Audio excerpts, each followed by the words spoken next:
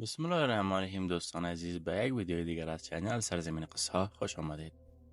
وقتی که اسم توماس ادیسون را میشنویم بیشتر فکر ما به چراغ برق میافتد، مردی که زندگی بشریت را برای همیشه تغییر داد. ولی پشت این تصویر درخشان سایه های تاریک وجود دارد. بعضی ها میگویند ادیسون فقط یک دوست بسیار هوشیار بود، نه یک مخترع واقعی. ولی حقیقت چیست؟ قبل از شروع این ویدیو با لایک، کامنت و سابسکرایب از ما حمایت کنید. توماس ادیسون در سال 1847 11 فوریه در آمریکا به دنیا آمد. ادیسون در کودکی مشکل شنوایی داشت. با دلیل کندذهن بودن از مدرسه اخراج شد. مادرش تصمیم گرفت خودش به ادیسون آموزش بدهد و این نقطه عطف زندگی ادیسون بود. ادیسون از جوانی عاشق آزمایشات عملی بود. او در ایستگاه قطار کار میکرد تا پول جمع کند و وسایل آزمایشی بخرد.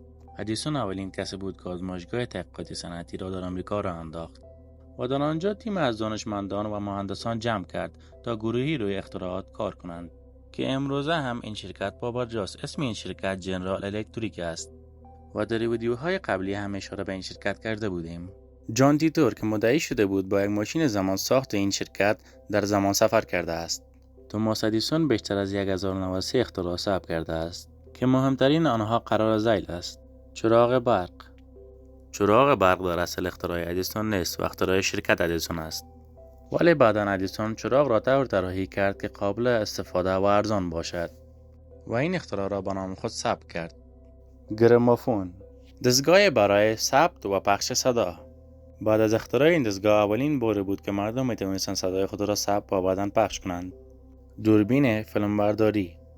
این اختراع مهم ادیسون اولین گام در تولید فیلم و سینما بود و اینها از جمله اختراعات مهم ادیسون بودند. ادعاهای زیاد وجود داشت که ادیسون اختراعات دیگران را می‌دزدد و به نام خود ثبت می‌کند. مردم به این گمان بودند که این اختراع خود ادیسون نیست، بلکه اختراع مهندسان و دانشمندان شرکت او است که ادیسون فقط این اختراعات را به نام خود ثبت کرده است. نابغه به نام نیکولاس تسلا که اول کارمند شرکت ادیسون بود، متوجه شد که برق متناوب خیلی بهتر از برق مستقیم است و در اینجا برای فهمیدن بهتر داستان تعریف از برق متناوب و مستقیم برای شما میکنیم. برق متناوب به برق گفته می شود که جریان حرکت الکترون‌های آن به طور مدام در حال تغییر است، مانند برق شهری. و جریان مستقیم به جریان گفته می شود که حرکت الکترون‌های آن ثابت باشد، مانند باتری موبایل، باتری لپتاپ، پاور بانک و غیره. توماس ادیسون حامی برق مستقیم بود و تسلا حامی برق متناوب. بین این دو درگیری به وجود آمد، درگیری مشهور به نام درگیری جریان‌ها. برنده این درگیری کی بود؟ توماس ادیسون نتوانست در جنگ جریان‌ها تسلا را شکست بدهد. از نظر علمی تسلا برنده شد، اما از لحاظ شهرت و قدرت مالی ادیسون برنده بود.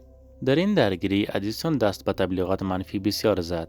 او جلوی چشمان مردم با جریان برق متناوب حیوانات را می‌کشت که بگوید این برق خطرناک است.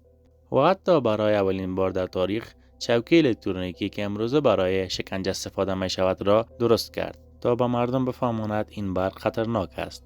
در سوی دیگر تسلا و شریکش جورج وستینگهاوس به موفقیت‌های بسیار دست یافته بودند. از جمله نمایشگاه شیکاگو را با برق متناوب روشن کردند.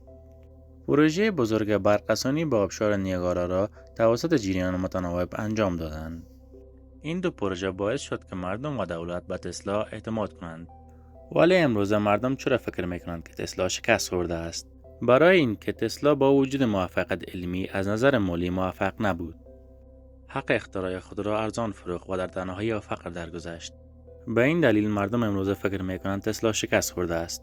نظر شما چیست؟ کی برنده این درگیری شد؟ آیا ادیسون مخترع بود و یا دزد بیشتر نبود؟ نظر خود را در بخش کامنت بنویسید. توماس ادیسون در سال 1931 درگذشت و در زمان مرگش تقریبا تمام جهان او را میشناخت و در وقت مرگش برای احترام او تقریبا در تمام جهان مردم برای یک شب چراغ‌های خود را خاموش کردند. این بود از ویدیوی امروز ما. امیدوارم مورد پسند شما دوستان قرار گرفته باشد. تا ویدیوی بعدی، خداحافظ.